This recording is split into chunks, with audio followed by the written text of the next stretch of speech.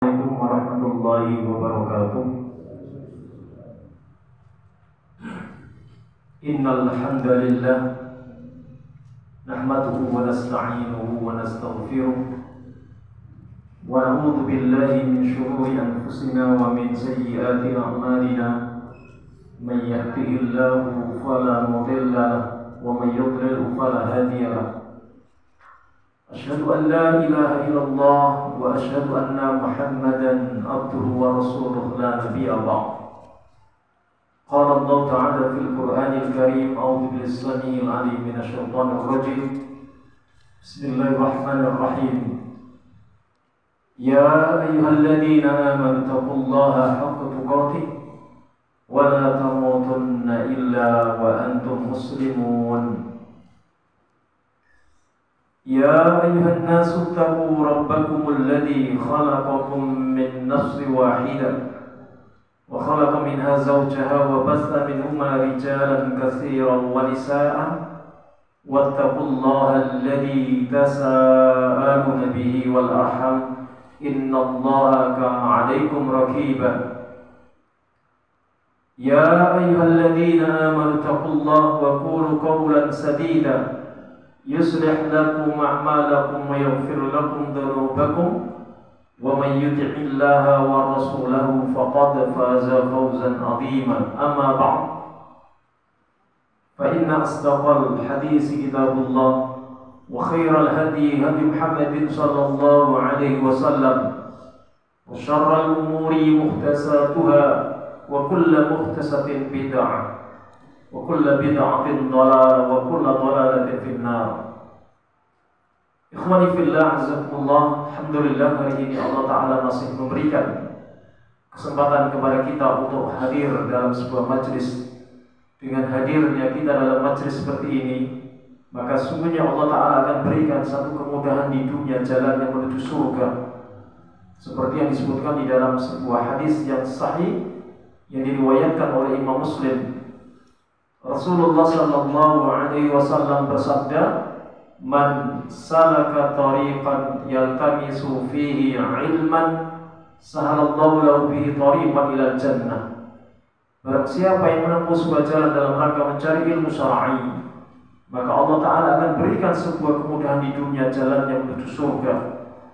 Tentunya ilmu syar'i yang dimaksudkan di sini adalah ilmu syar'i yang berdasarkan di atas Al-Quran dan As-Sunnah yang sahih. Setelah itu difahami menurut para sahabat radhiyallahu anhum, dan tentunya ilmu yang sudah dipelajari tersebut maka wajib diamalkan. Ta'allamu fa idza alimtum fa'malu. Pelajarilah ilmu, setelah kalian mengetahui ilmu maka amalkan ilmu, sehingga ilmu itu nanti akan menuntun bagi pelakunya dimudahkan oleh Allah Ta'ala jalan yang menuju surga. Maka Allah Ta'ala akan berikan sebuah hidayah di dunia ini. Dan jika seorang muslim mendapatkan hidayah sampai akhir hayatnya, dan itu tentunya berkat pertolongan dari Allah Ta'ala, sungguh seorang muslim akan diberikan peluang besarnya, kata Syekh Utsaimin, mendapatkan peluang besarnya mendapatkan di dalam sebuah kematian di akhir hayatnya itu nanti mendapatkan kematian dalam kondisi husnul khatimah. Sementara orang yang mendapatkan kematian dalam kondisi husnul khatimah, kelak di akhirat akan mendapatkan hisab yang mudah. Orang yang mendapatkan hisab yang mudah tentunya dia akan mendapatkan surga akhir. Inilah manfaat dan faedahnya hadir dalam majlis-majlis ilmu, sehingga Allah Ta'ala akan berikan sebuah kemudahan jalan yang menuju surga. Ikhwani fillah, azakumullah. Hari ini kita akan melanjutkan kembali di dalam kajian kitab oleh Syekh Jamil Zainu dalam kitab Khudh Aqidataka minal Kitabi was Sunnah bi Fahmis Sahabah radhiyallahu anhum, dengan edisi Indonesia. Ambillah akidahmu dari Al-Quran dan As-Sunnah yang sahih dengan pemahaman para sahabat radhiyallahu anhum.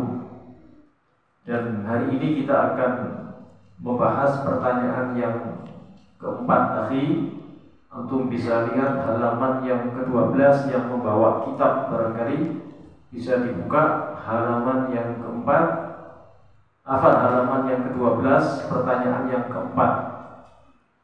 Haruskah kita beribadah kepada Allah dengan rasa takut, khauf, dan harapan, roja? Jadi beliau ingin menjelaskan tentang rukun di dalam sebuah ibadah ini, akhi. Pilar-pilar di dalam sebuah ibadah. Sehingga ketika beliau mendapatkan pertanyaan dari jamaahnya Syekh Jamil Zainu ini, haruskah kita beribadah kepada Allah dengan rasa khauf, takut, dan roja, harapan? Maka kemudian beliau jawab, ya. Demikianlah kita beribadah kepadanya. Allah Ta'ala berfirman menggambarkan orang-orang mukmin yang disebutkan di dalam surat As-Sajdah ayat yang ke-16. A'udzu billahi minasyaitonir rajim. Yad'una rabbahum khaufan wa tama'an. Mereka selalu berdoa kepada Rabb-nya dengan penuh rasa takut dan harap. Sampai kemudian juga disebutkan di dalam sebuah hadis yang sahih, hadis yang diriwayatkan oleh Imam Abu Dawud, di bawahnya itu antum bisa lihat, ketika ada seorang pemuda itu bertanya kepada Rasulullah SAW, "Kaifa tasna'u ya ibna akhi idza shallaita?" Jadi beliau bertanya kepada seorang pemuda, ingin mengetahui sejauh mana ketika beribadah kepada Allah Ta'ala pada saat menjalankan ibadah sholat, kaifa tasna'u, apa yang kamu lakukan, yang kamu perbuat, ya ibna akhi idza shallaita, wahai anak saudaraku, maksudnya wahai keponakanku, idza shallaita, apabila kamu ini sholat. Maka di sini dijawab, maka pemuda itu menjawab, saya meminta surga kepada Allah dan saya memohon perlindungan kepadanya dari neraka. Dan ini seiring dengan hadis yang juga sahih yang diriwayatkan oleh imam yang sama, yaitu ketika Rasulullah SAW mengajarkan di dalam doa, bahkan doa ini adalah doa yang cukup mahal sebenarnya, yaitu Allahumma inni as'alukal jannah wa a'udzubika minan nar. Ya Allah, sesungguhnya aku memohon kepadamu surga dan aku berlindung kepadamu dari api neraka. Ini beliau mengajarkan doa yang ya selalu didahulukan, ya, meminta supaya kita dimasukkan ke dalam surga dan dijauhkan dari api neraka. Tapi biasanya kita itu kalau doa sering langsung minta masalah dunia biasanya. Bahkan sering lupa doa minta surga, kemudian berlindung dari api neraka itu biasanya lebih sering kita lupa. Tapi yang sering kita ingat di dalam doa itu biasanya minta masalah urusan dunia. Ya. Baik, ikhwani fillah azakumullah. Lalu ketika disebutkan di dalam penjelasan bahwasanya sebuah ibadah itu, apakah di dalam sebuah ibadah itu harus ada pilar-pilarnya? Apakah harus ada rukun-rukunnya? Sehingga ketika disebutkan oleh para ulama, akhi, dalam kajian beberapa kitab seperti kitabnya Syekhul Islam Ibnu Taimiyah dalam kitab Majmu' Fatawanya, dan juga di dalam kitab-kitab akidah yang belakangan ini ditulis oleh para masyayikh, termasuk Syekh Shalih Al Fauzan di dalam kitab Akidah Tauhidnya, ya, maka di situ disebutkan bahwasanya rukun di dalam sebuah ibadah itu ada 3. Memang di sini ketika ada pertanyaan itu ada 2, ya. Sehingga ada 3 rukun di dalam sebuah ibadah itu. Yang pertama itu adalah khauf, ya, takut. Kemudian yang kedua adalah roja, ya, mengharap, maksudnya mengharap pahala di sisi Allah Ta'ala, balasannya. Nanti kita akan jelaskan. Maka balasan itu nanti di akhirat, yaitu Allah Ta'ala akan berikan balasan surga. Dan yang ketiga itu, meskipun di sini tidak disebutkan, maka ini harus terkumpul 3-tiganya kata para ulama, yaitu apa? Yaitu hub, ya, hubbun, ya, cinta.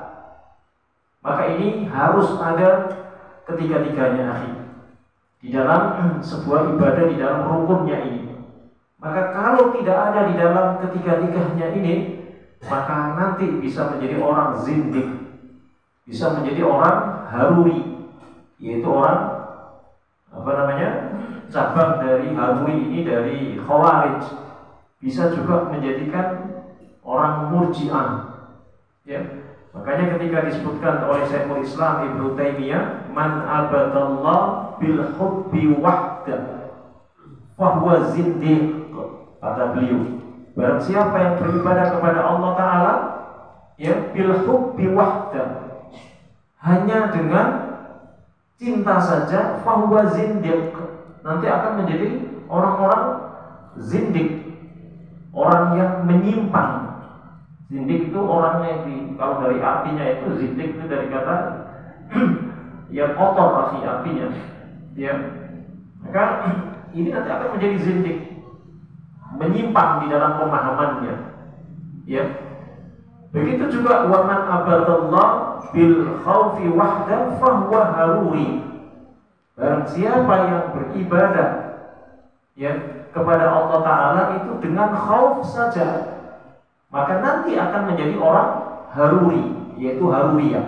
Haruriyah itu cabang dari khawarij, ya, cabang dari khawarij, sempalannya khawarij.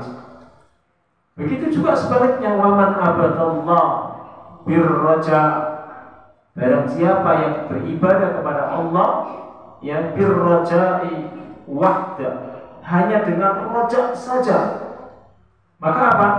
Fahuwa murji'ah, maka dia akan menjadi orang murji'ah. Makanya yang benar itu kata Syekhul Islam, wa man abadallah bil hubbi wal khaufi war raja fahuwal mu'min muwahhid, kata beliau, barang siapa yang beribadah kepada Allah dengan cinta, hub, kemudian wal khauf, takut, war raja, dan juga raja, berharap, fahuwal mu'min, ya, muwahhid, maka dia menjadi seorang mukmin yang bertauhid, ya, mukmin yang bertauhid. Mungkin anak ulang lagi, barangkali antum mau mencatatnya, akhi, perkataan Syekhul Islam Ibnu Taimiyah ini. Karena kalau menjelaskan pelan-pelan, yang penting lama nggak apa-apa, yang penting jelas. Kalau anda begitu, daripada cepat-cepat kitab ini selesai begitu, antum nggak paham kan apa yang kita belajar, kan begitu, akhi, ya. Nah, ulang lagi. Jadi pilar-pilar di dalam ibadah ini atau rukun di dalam ibadah ini, kata Syekhul Islam, itu harus terkumpul tiga-tiganya, yaitu tentang khuf, cinta, kemudian khauf, ya, takut, dan juga yang ketiga adalah roja, yaitu berharap, yaitu mengharapkan, ya. Lalu tidak boleh kita itu, ya, salah satunya, atau khuf saja, atau khauf saja, atau roja saja, maka harus terkumpul ketiga-tiganya. Maka itu nanti yang disebut mukmin yang muwahhid, seorang mukmin yang bertauhid, ya. Anak ulang lagi, sehingga beliau pernah menjelaskan begini, man abadallaha, barang siapa yang beribadah kepada Allah bil hubbi wahda, dengan cinta saja, fahuwa zindiq, maka dia menjadi zindiq, ya, dia nanti menjadi zindiq, orang yang menyimpang di dalam pemahamannya, itu zindiq, akhi, ya, kotor di dalam pemahamannya. Bahkan orang zindik itu disebutkan oleh gurunya Imam Malik, Imam Al-Muqri, ya, orang zindik itu telah memalsukan hadis, ya, berapa? Sebanyak 14.000 hadis. Itu pada zamannya tabi'in dan tabi'ut tabi'in. bayangkan itu sudah ada orang zindik yang memalsukan hadis. Kata Imam Al-Muqri, gurunya Imam Malik, itu sebanyak 14.000 hadis. Nah, salah satunya orang zindik itu ada yang bernama Abdul Karim bin Auja, yang kedapatan memalsukan hadis itu sebanyak 4.000 hadis. Ketika akan dipenggal lehernya pada saat khilafah Al-Mahdi, pada saat itu sekitar tahun 160 Hijriah, maka dia bersumpah, wallahi, ya, demi Allah, ya, ketika dijelaskan bahwasanya dirinya telah memalsukan hadis sebanyak 4.000 hadis, dia katakan apa? Ahalla fihal haram wa akharrama fihal halal. Aku halalkan sesuatu yang haram dan aku haramkan sesuatu yang halal. Jadi dibalik sama Abdul Karim bin Auja ini. Akhirnya kemudian dipenggal lehernya pada saat itu akhir. Dan memang pada saat khilafah Al-Mahdi itu ketat. Orang yang berceramah itu nggak seperti sekarang, selesai ceramah lenggang kangkung pulang, akan dapat sambutan dan lain sebagainya, dapat ini, dapat itu dan lain sebagainya. Kalau dulu tidak seperti itu, maka akan ditanya dulu para hakim-hakim yang hadir di majelis ilmu itu untuk mengawasi seorang, ya, khutbah, seorang penceramah akhi. Yang akan ditanyakan, yang kau bawakan tadi hadisnya riwayat siapa, sahih apa tidak, jelaskan sanadnya dan lain sebagainya. Maka kalau tidak bisa menjelaskan, dia akan dicambuk akhi. Coba kalau sekarang ada kayak seperti itu, berapa banyak ya para dai-dai yang membawakan hadis-hadis, bahkan sama sekali tidak membawakan hadis. Kalaupun membawakan hadis, banyak hadisnya yang dhaif, bahkan dengan akalnya, dengan ro'yunya dia sampaikan agama ini. Betapa banyaknya mereka akan mendapatkan cambukan-cambukan akhi. Nah itu, makanya dulu orang-orang zindik itu ketahuan akhi. Ya, baik. Jadi yang pertama adalah man abadallaha bil hubbi wahda. Barang siapa yang beribadah kepada Allah dengan hub saja, cinta saja, fahuwa zindiq, maka dia menjadi zindik, orang-orang zindik. Kemudian yang kedua, waman abadallaha bil khawfi wahda fahuwa haruri, ya, fahuwa haruri.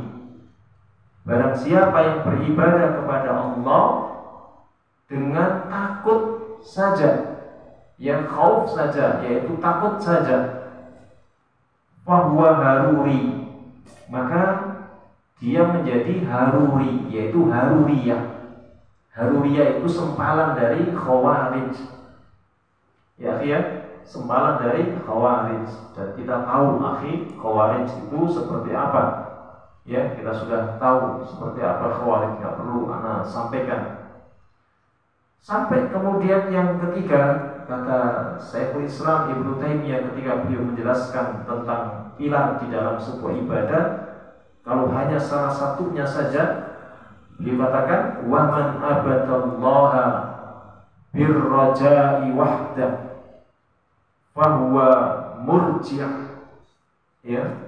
Barang siapa yang beribadah kepada Allah itu dengan rojak saja, mengharap saja, pahala saja, ya, fahuwa murji', maka dia akan menjadi, ya, orang murji'ah nanti, ya, menjadi orang murji'. Jadi orang murji'ah itu lawan dari, ya, lawan dari khawarij akhi.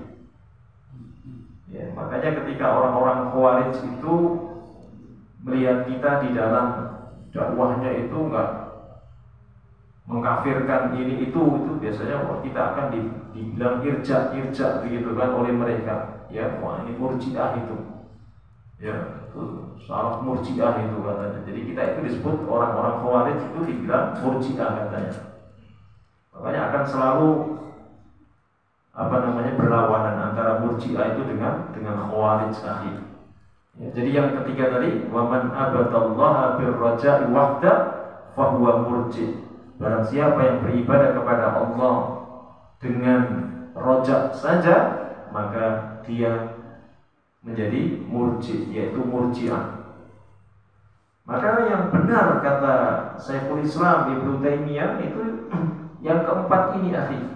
Wa man abadallaha bil hubbi wal khaufi war raja'i fahuwal mu'min muwahhid.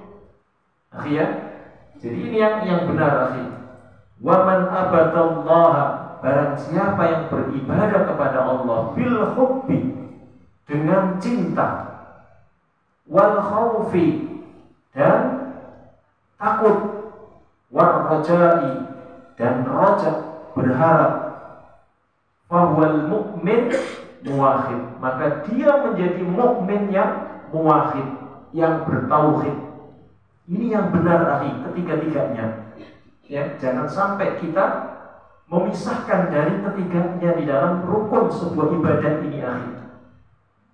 Ya, rukun di dalam sebuah ibadah atau pilar-pilar di dalam sebuah ibadah.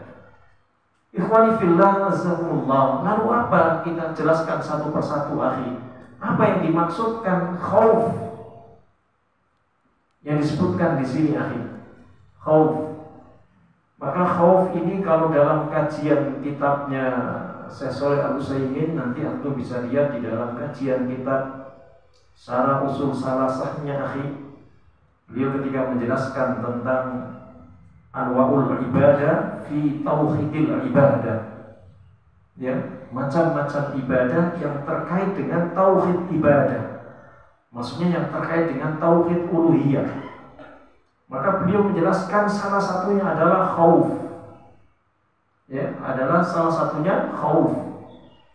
Lalu beliau menjelaskan, Syekh Shalih Al-Utsaimin itu di dalam kitab Syarah Ushul Salasahnya, ketika mensyarahkan di dalam kitabnya Syekh Muhammad bin Abdul Wahhab At-Tamimi, maka khauf itu ada tiga, akhi. Yang pertama adalah khaufut tabi'i, ya, khaufut tabi'i, takut secara tabiat, takut secara wajar, ya, takut secara wajar, tabiat sebagai manusia.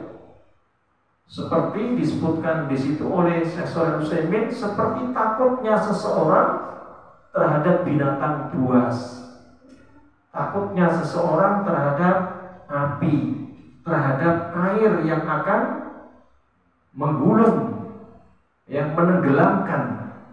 Maka itu khaufut tabi'i, takut yang wajar, akhi. Takut yang wajar itu, takut secara tabiat, ya. Dan itu dibenarkan, nggak masalah, akhi. Makanya jangan antum mengatakan ketika ada teman antum takut sama anjing umpamanya. Anjing kan tak salah satu binatang buas juga, akhi, bisa menggigit, mengoyak-ngoyak mangsanya, akhi. Lalu ketika takut sama anjing, wah, antum nggak malu sama jenggot antum, sama anjing aja takut, syirik lu. Nah itu umpamanya. Sampai ada yang dibilang, oh syirik, sama anjing aja ente takut, sama macan aja takut. Takut tuh sama Allah dong, jangan takut sama binatang, syirik nanti. Nah, ini nggak pada tempatnya, akhi. Karena ini kata Syekh Shalih Al-Utsaimin adalah khaufut tabi'i, takut secara wajar, akhi. Termasuk takutnya kita terhadap air yang akan menenggelamkan. Wah, sama banjir aja antum takut, ya kan? Sampai dia nggak mau turun sama sekali karena takut. Maka yang seperti ini jangan kita katakan ini takut yang nggak wajar.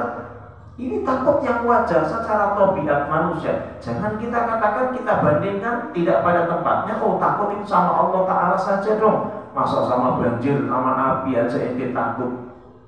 Ini tidak pada tempatnya, akhi. Ya, maka khaufut tabi'i itu dibenarkan. Ya, itu dibenarkan di dalam syariat ini, akhi. Dan itu dibolehkan, ya, dibolehkan. Nah, ini yang pertama, akhi. Lalu yang kedua, kata Syekh Al-Utsaimin, khauf itu yang kedua adalah khauful ibadah. Nah ini, khauful ibadah. Takut dalam rangka ibadah. Nah inilah yang dimaksudkan, akhi. Takut dalam rangka ibadah. Apa dalam rangka ibadah dia itu takut? Kata Syekh Al-Utsaimin, takut terhadap Rabb Allah Ta'ala yang kita sembah. Sehingga pada saat orang itu beribadah, dia menghadirkan pada dirinya ada perasaan takut kepada Allah Ta'ala. Dan itulah harus dibawa kemana-mana, takut kepada Allah Ta'ala itu, akhi. Jangankan di luar ibadah, ya, jangankan di dalam ibadah, akhi, apa? Di luar ibadah saja kita disuruh membawa takut itu kepada Allah Ta'ala, akhi. Apalagi di dalam sebuah ibadah. Pernah nggak antum membaca sebuah hadis yang menjelaskan ketika salah satu dari orang yang pada saat bermunajat kepada Allah Ta'ala, pada saat dia tawasul dengan amal solehnya, akhi, dan itu disebutkan di dalam kitab Sahih Bukhari, akhi, ya. Dan hadis itu adalah hadis yang sahih riwayat Imam Bukhari. Ketika salah satu dari 3 orang yang bertawasul dengan amal solehnya, maka satu orang ini mengatakan, seorang pemuda, dulu aku pernah menolong anak gadis paman yang sedang mengalami kesulitan. Lalu pada saat anak paman saya itu punya waktu untuk membalas kebaikan saya, sehingga apa? Dia ingin menyerahkan kegadisannya, mengajak berzina dengan saya, karena itulah yang terbaik yang menurut anak paman saya itu bisa dipersembahkan sebagai bentuk balasan kebaikan saya dulu. Maka kemudian pada saat itu saya tersentak dengan mengatakan, faqala inni akhafullah, karena sungguhnya aku itu takut kepada Allah. Dan ini juga diabadikan, salah satu 7 orang yang mendapatkan perlindungan pada hari kiamat, tidak ada perlindungan kecuali 7 orang yang salah satunya adalah disebutkan warajulani tahabba fil warajulun da'athu imra'atun dhatu mansibin wa jamalin faqala inni akhafullah. Ada seorang laki-laki yang diajak oleh seorang perempuan yang sangat cantik, lalu diajak untuk berzina, yaitu tadi yang ingin membalas kebaikannya tadi.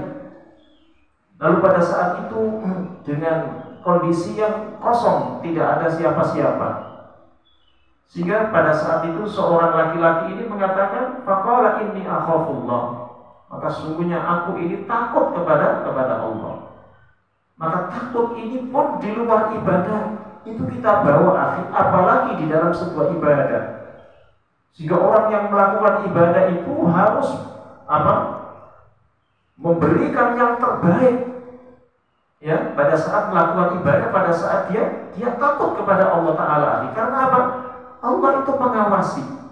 Makanya sampai kepada tingkat orang itu sampai kepada ihsan. Apa akhi ihsan itu, akhi? Nanti juga akan dibahas, makanya nanti berikutnya ada bahasanya tentang di dalam sebuah ibadah, maka itu haruskah dengan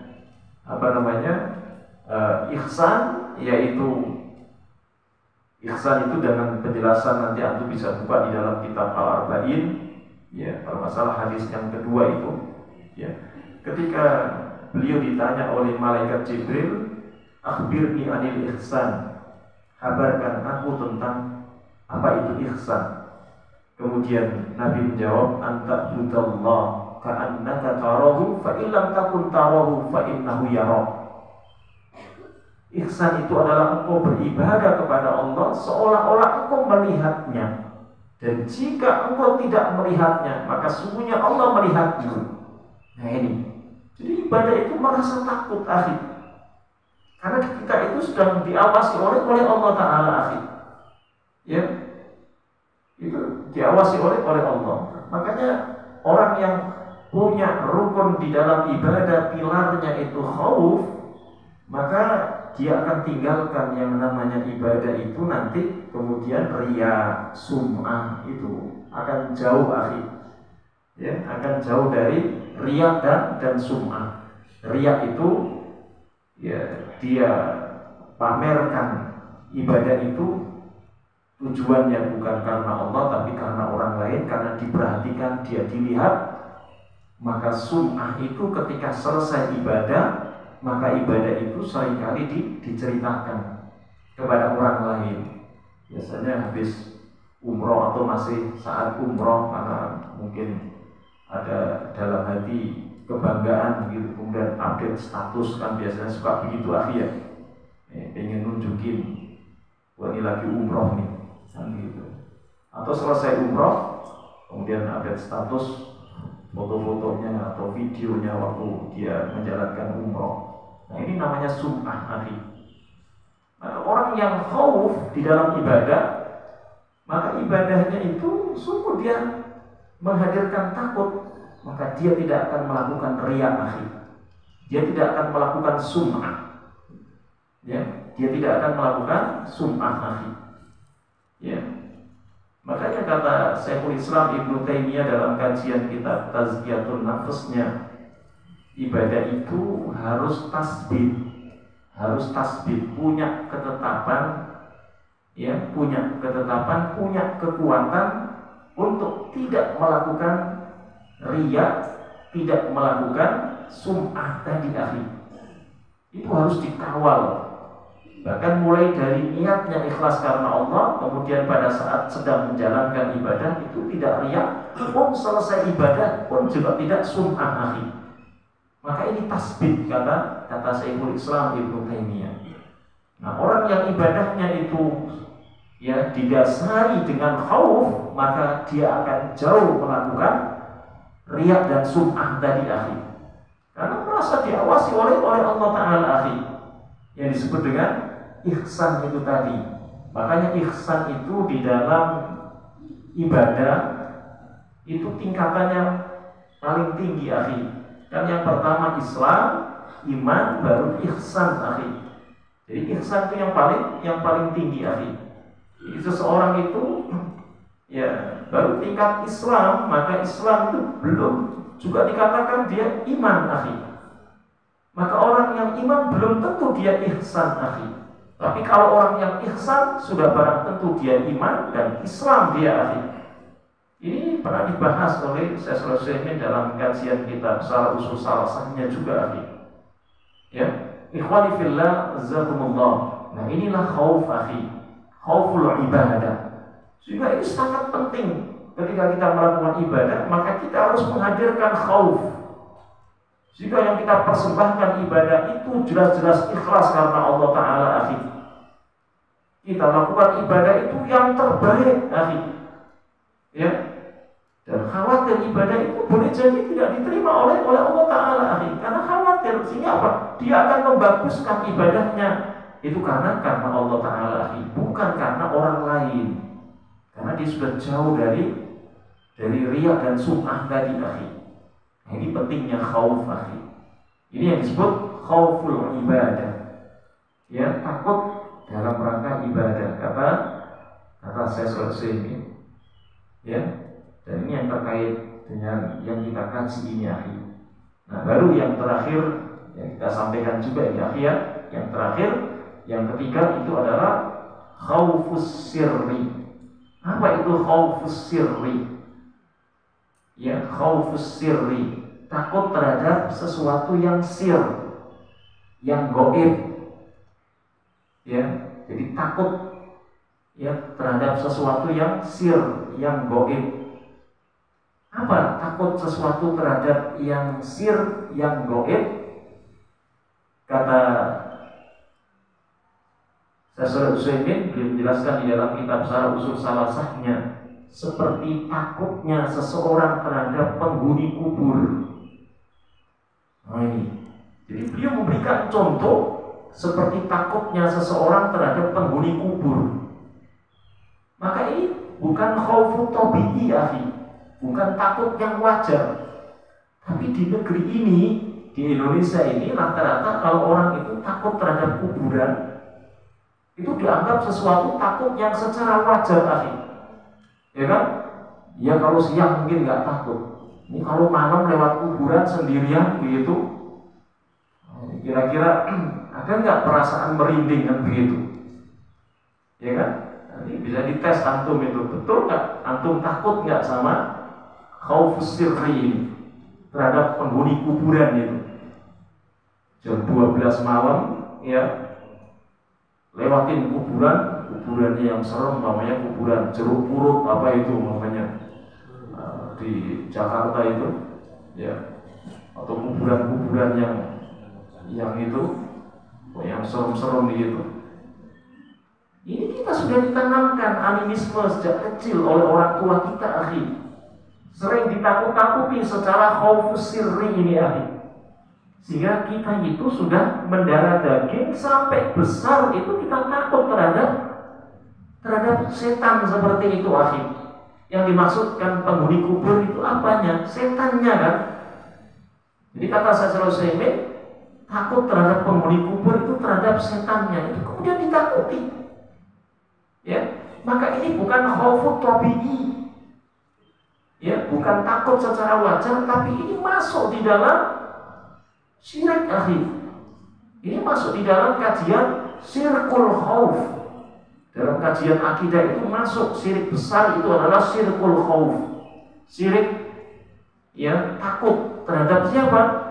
Terhadap penghuni kubur, yaitu setan. Itu termasuk syirik akbar, dalam kajian penjelasan beliau ini.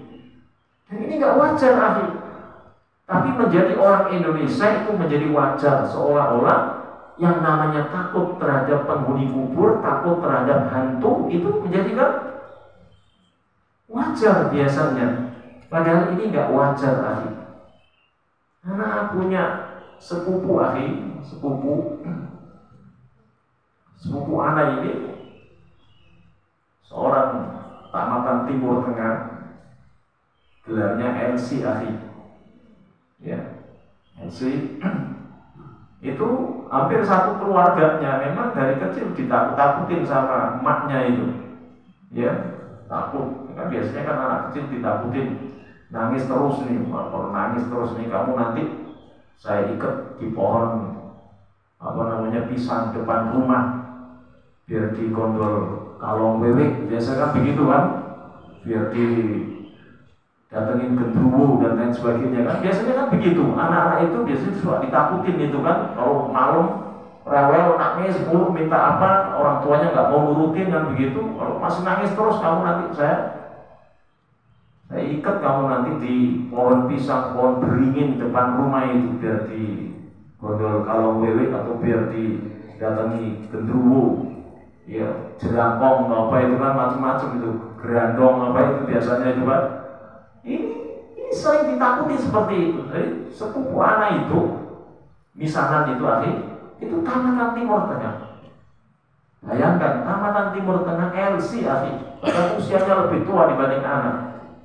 Termasuk temennya Ustadz yang di Binbas itu, Ustadz Abu Nida, itu satu angkatan, padahal dia itu takut ketika orang tuanya meninggal, itu nggak mau sampai 7 hari itu nginep di rumah anak itu. Coba bayangkan, sampai 7 hari nginep di rumah anak, sampai bilang pokoknya kamu mau minta apa aja udah beli, anak siapin nih duit, ambil aja itu, beli apa aja, pokoknya itu urusin anak, dan begitu. Sampai seperti itu. Itu satu keluarganya ngungsi semua, Kalau satunya pernah pulang ke rumah, tahu-tahu bapak saya itu lagi ngopi di situ katanya. Oh, ini kan jadi haru jadinya, begitu. Jadi ini nggak boleh, ya, khaufus sirri ini nggak boleh. Ini termasuk syirkul khauf, syirik yang besar, terhadap takut terhadap hantu ini, terhadap setan ini, akhi. Dan setan itu yang dimaksudkan jin kafir, akhi. Makanya jin kafir itu akan memberikan sesuatu yang supaya orang itu ditakut-takutin seperti itu, akhi. Makanya Al-Alama Ibnu Qayyim Al-Jauziyah itu menyarankan kalau memang kita itu tinggal di rumah sendirian, itu kalau bisa jangan. Ya, maksudnya jangan itu begini. Kalau kita seandainya kita berani nggak akan takut dengan hal-hal yang seperti itu bagus. Tapi boleh jadi pada saat kita tidak takut terhadap jin-jin kafir seperti itu, maka boleh jadi ketika kita sendirian di rumah tidak ada yang mengingatkan, boleh jadi pada saat itu kita bisa melaksanakan kemaksiatan-kemaksiatan, akhi.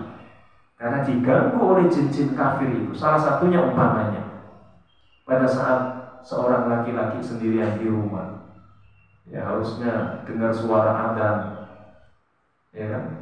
Lalu kemudian tidak datang ke masjid, lalu dibisiki, wah nggak usah dah ke masjid, ente di rumah aja ngapain? Oh nggak ada yang melihat ini kalau ente nggak ke masjid, kan begitu.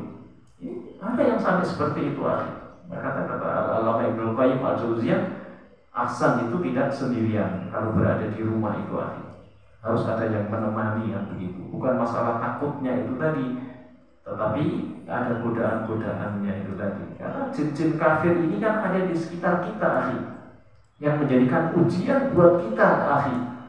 Jin-jin kafir itulah yang menakuti kita selama ini, baik menakuti dengan ya ketakutan-ketakutan hantu ini, hantu itu, hantu jeruk purut, hantu jembatan Ancol, hantu ini kerjaannya jin-jin kafir, akhi. Kenapa kita harus takut kepada mereka itu, akhi? Dan itulah yang memang menjadi ujian buat kita, kata Rasulullah SAW di dalam sebuah hadis yang sahih yang diriwayatkan oleh Imam Muslim. Beliau pernah bersabda begini, "Ma minkum min ahadin illa waqad wukila bihi qarinatun minal jin." Qalu wa iyyaka ya Rasulullah, qala wa iyaya. Illa anna Allah a'anani alaihi fa aslama. Fala ya'muruni illa bi khairin. Kata beliau, ma minkum min ahadin illa waqad ukila bihi qarinatun minal jin. Tidaklah salah seorang di antara kalian melainkan akan disertai qarinatun minal jin, teman dari jin, dikuntit, diikuti oleh jin. Kata Imam Nawawi ketika menjelaskan hadis ini, itu adalah jin kafir, akhi. Jadi kita itu akan diikuti oleh jin-jin kafir. Dan jin kafir ini siap menggelincirkan kita, menggoda kita, menakut-nakuti kita, menjadikan kita menjadi orang yang maksiat, akhi. Ya, menjadi orang yang maksiat, melakukan maksiat nanti. Bahkan kita ketika disebutkan kita melakukan kemaksiatan, kita pun pada saat itu menjadi setan juga. Orang yang bermaksiat itu dikatakan orang yang dikatakan setan, akhi. Jadi setan itu bukan jin kafir saja, akhi, karena setan itu kata sifat. Boleh jadi kita itu bisa menjadi setan. Ya, kata Al-Alama Ibnu Qayyim Al-Jauziyah ketika menjelaskan kata setan itu dari bahasa itu kan disebutkan dari kata syatona, ai bimakna ba'uda anil khair, jauh dari kebaikan. Sehingga jin kafir itu, setan itu akan menjauhkan kita dari kebaikan, akhi. Secara istilah apa itu setan? Kullu syai'in alladhi ya'suna ila Allah Ta'ala minal jinni wal insi. Setan itu adalah setiap sesuatu yang bermaksiat kepada Allah Ta'ala, baik dari golongan jin maupun manusia. Berarti setan itu kata sifat, akhi. Jadi ketika kita itu menjadi melakukan maksiat, maka pada saat itu kita menjadi setan, akhi. Nah, jin kafir inilah yang menjadikan kita sebagai setan, akhi. Ya, dia menguntit kita, dia mengintai kita 24 jam, akhi. Sampai kita tidur pun juga akan dikuntit, akhi. Anak pernah, akhi, mendapatkan pertanyaan. Ada seorang umahat, yang umahat ini baru dia taklim, akhi. Ada seorang umahat, dia bertanya, Ustaz, anak ini tolong diruqyah dong, kan begitu kan. Ini masih awam ya. Dia bertanya seperti kenapa? Anda katakan seperti itu ketika konsultasi kan begitu. Akhirnya begini Ustaz, anak ini sampai hampir bercerai dengan suami saya ini Ustaz. Kenapa? Begini, saya itu setiap malam mimpi didatangi laki-laki yang gagah, yang ganteng, sampai ngajak jima Ustaz. Ya, dan itu berkali-kali setiap malam dan saya menikmati. Coba, si akhwatnya mengatakan apa? Saya menikmati. Bahkan saya melihat suami itu jijik. Ya, udah nggak ada gairah sama sekali melihat suami. Bahkan ketika diajak tidur sama suami, saya nggak mau. Lebih senang saya tidur sendiri. Toh saya nanti akan didatangi oleh laki-laki yang ganteng tadi itu. Coba, dan itu berkali-kali. Akhirnya apa? Suaminya pun juga uring-uringan sama. Ya, karena apa? Ya itu tadi tidak pernah mau diajak tidur oleh suaminya, si istrinya tadi. Jadi udah datang ke rumah aja berdua, tapi anak nggak mau sendirian. Salah satunya juga nggak mau, baik suaminya sendiri juga nggak mau. Kalau konsultasi keluarga, dua-duanya datang, anak bilang begitu. Lalu diceritakan itu akhir, ya diceritakan itu, sehingga setiap malam itu tidur dalam kondisi dia menunggu, bahkan akan datang itu si laki-laki tadi itu akhirnya kemudian melakukan jima terhadapnya. Terus anak tanya kepada si ummahat ini, ya si akhwat ini, anak tanya, apakah selama ini dalam tidur itu ditegakkan nggak adab-adab tidur seperti berwudu, ya terlebih dahulu, kemudian baca doa, ya doa tidur, kemudian doa yang lainnya seperti baca ayat kursi dan lain sebagainya lah begitu. Terus adab-adab tidur yang lain ketika dalam kondisi tidur kemudian bermimpi, ya termasuk mimpi itu tadi, maka harusnya ketika ibu terjaga maka segeralah bangun kemudian istighfar. Maka ini diajarkan oleh Nabi dalam hadis-hadis yang sahih. Tapi begitu tidur begitu lagi masih dalam kondisi seperti itu, datang lagi mimpi yang datangnya setan ini, maka bangun kemudian meludah ke arah kiri. Tapi hati-hati, meludah ke arah kiri, ada enggak suaminya itu di sebelah kiri, nanti malah jadi ribut nanti, ya kan? Nah itu. Begitu juga kalau masih datang mimpi ketemu setan, ya maka bangun kemudian apa? Rubah posisinya, posisi tidur. Itu ada disebutkan di dalam hadis yang sahih riwayat Bukhari dan juga Imam Muslim meriwayatkan. Kalau juga masih begitu, maka ambil air wudhu. Itu sampai disebutkan seperti itu. Maka ini tolong tegakkan, ya adab-adab di dalam tidur ini, ibu. Coba sekarang pulang nanti malam, tegakkan tuh adab-adab tidur. Kemudian ada suaminya di sampingnya, jangan tidur sendirian. Ini kayaknya udah bisa ranjang begitu pengennya istrinya nggak mau tidur dengan suaminya. Akhirnya dijalankan, begitu dia tegakkan adab-adab tidur, maka yang datang pada mimpinya apa? Laki-laki itu menjadi laki-laki yang serem, yang jelek. Akhirnya apa? Ya itu dia akhirnya ketakutan kan begitu. Dan terus-menerus lama-lama hilang akhi. Nah inilah jin-jin kafir itu akhi akan selalu mendatangi kita dalam kondisi seperti itu. Kenapa kita harus takut dengan mereka? Ya, jadi itu tadi, ma minkum min ahadin illa waqad wukila bihi qarinatun minal jin. Tidaklah salah seorang di antara kalian melainkan akan disertai oleh teman dari jin. Itu maksudnya jin kafir, kata Imam Nawawi.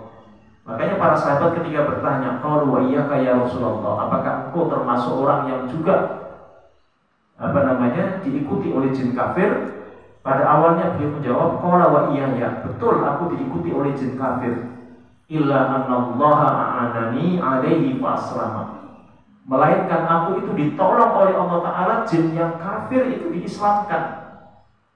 Fala ya'muruni illa bi khairin. Jin yang sudah masuk Islam, dia tidak akan menyeru kecuali dalam kebaikan.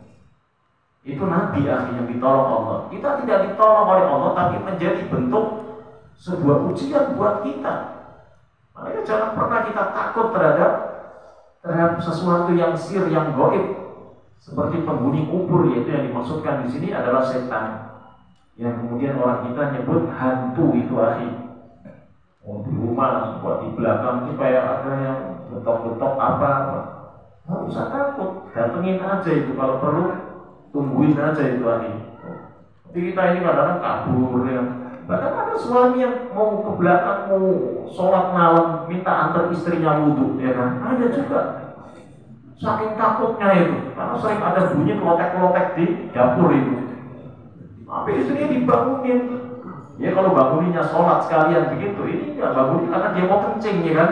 Oh, ini ada seperti itu. Ini tidak dibolehkan, akhi. Ini bukan khaufut tabi'i, bukan takut yang wajar, akhi.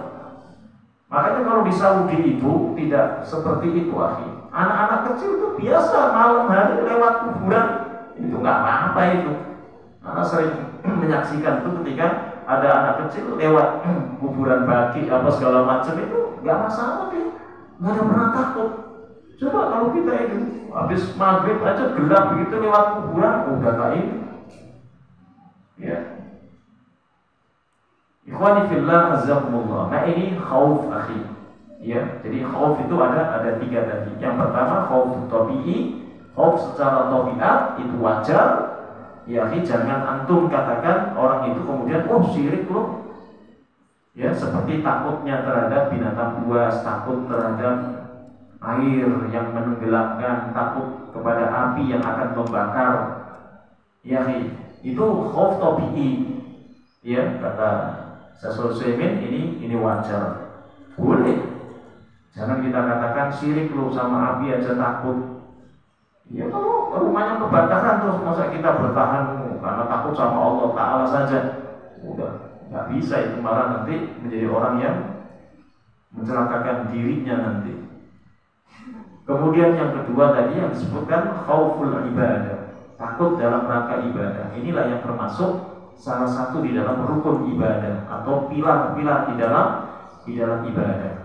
Baru yang ketiga tadi adalah khaufus sirri, takut secara sir, takut secara ghaib, takut terhadap penghuni kubur, kata Syaikhul ya, yaitu hantu-hantu dan lain sebagainya, itu tidak dibolehkan lagi.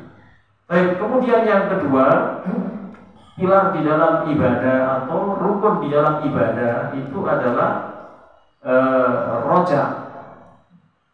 Apa itu roja? Yaitu berharap, mengharapkan. Apa mengharapkan?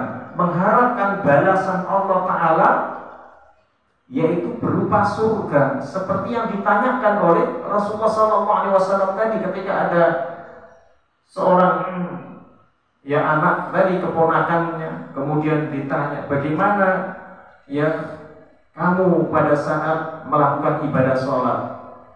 Maka ibadah sholat itu apa yang diharapkan dari ibadah sholat itu? Maksudnya ketika kaifa tasna'u ya ibna akhi idza shallaita, apa yang kamu harapkan dari kamu melakukan ibadah sholat, wahai ibna akhi, wahai keponakanku?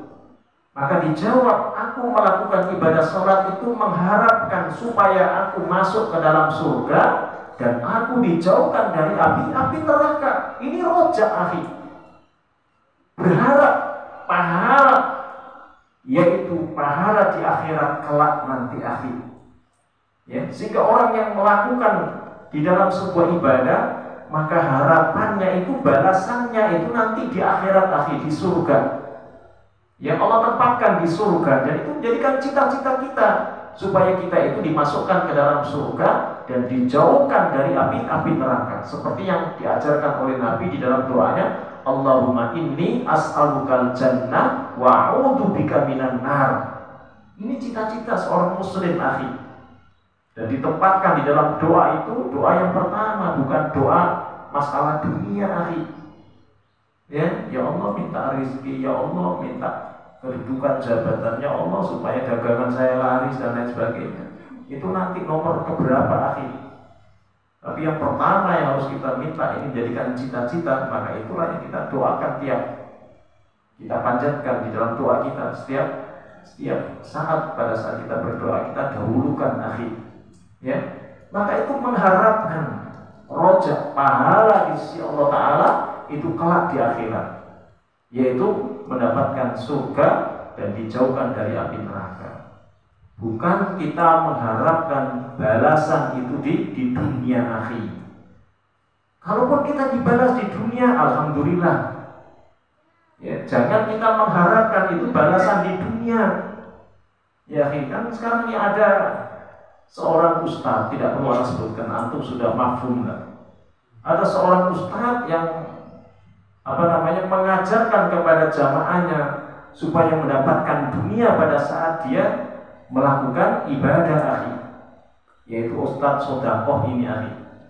Tahu lah akhi, ente kalau pengen mobil Mercy, ente punya mobil Avanza itu ente sedekahkan, dan begitu, supaya nanti ente mendapatkan mobil Mercy.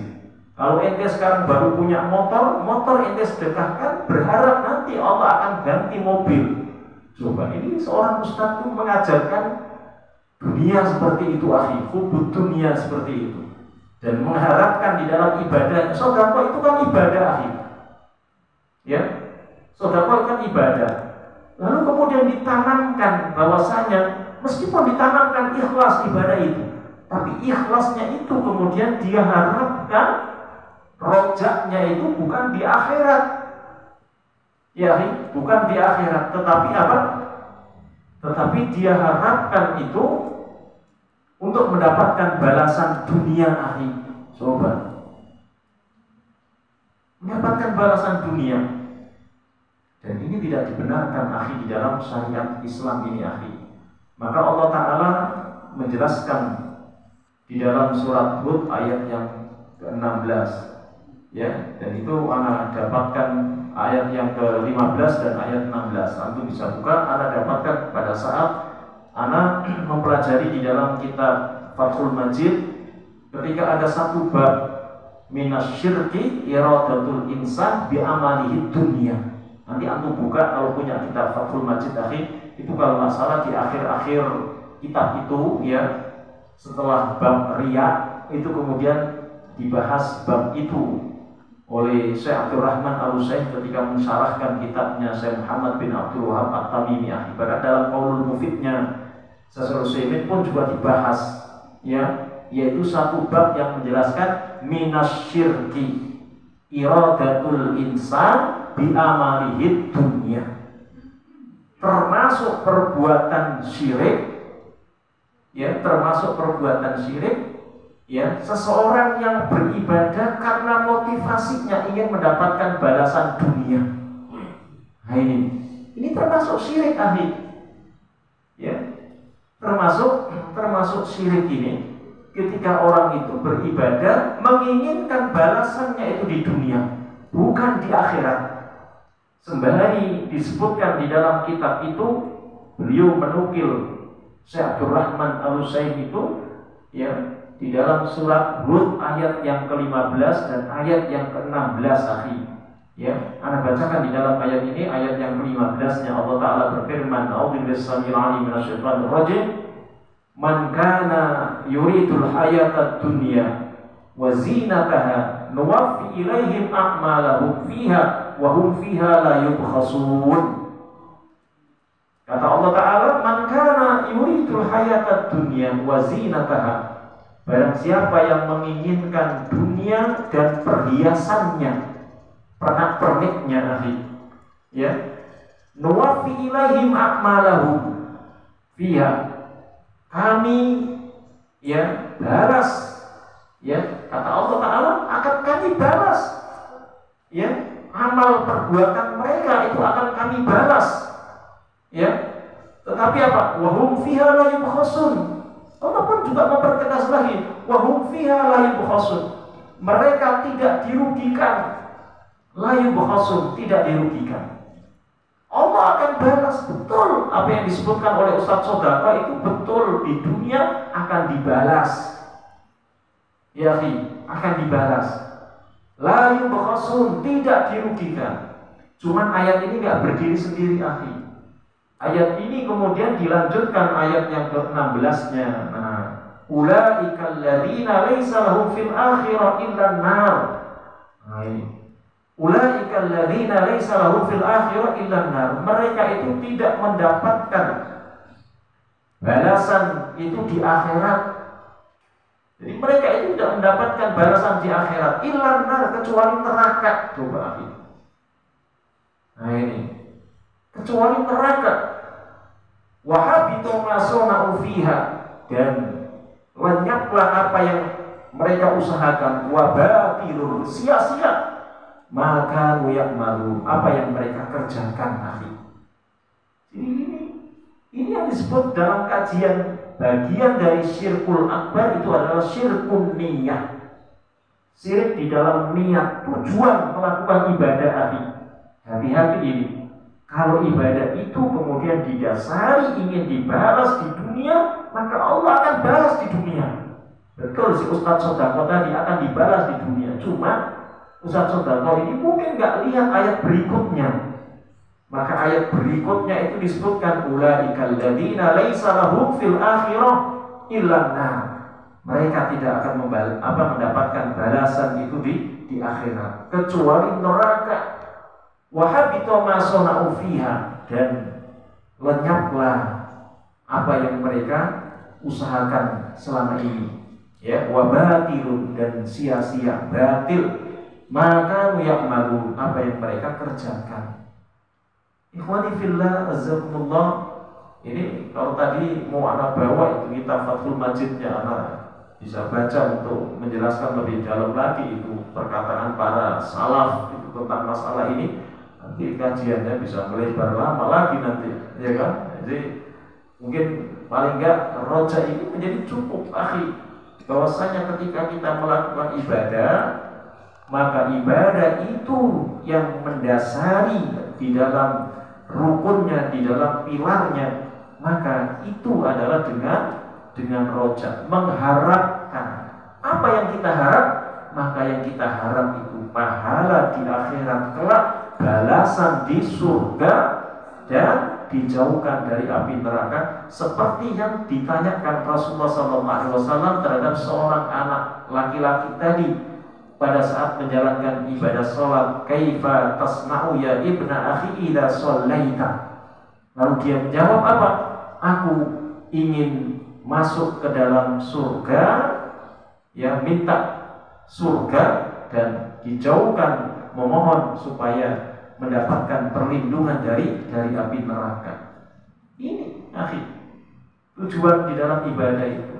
Namun ketika kita di dunia dibalas, ya kita syukuri saja. Tapi seandainya nggak dibalas, jangan ngaruh akhi. Ya, jadi nggak ngaruh.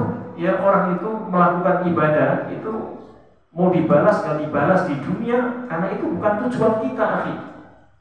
Ya, jangan ada orang yang ngapain antum rajin-rajin sholat dari dulu, jidat sudah hitam seperti itu, tapi ente masih susah juga, mendingan nggak usah sholat. Nah, itu ada yang begitu akhi, racun yang kemudian diberikan kepada orang-orang yang istiqomah perasaan menjalankan ibadah itu. Ngapain capek-capek ibadah sholat dan lain sebagainya?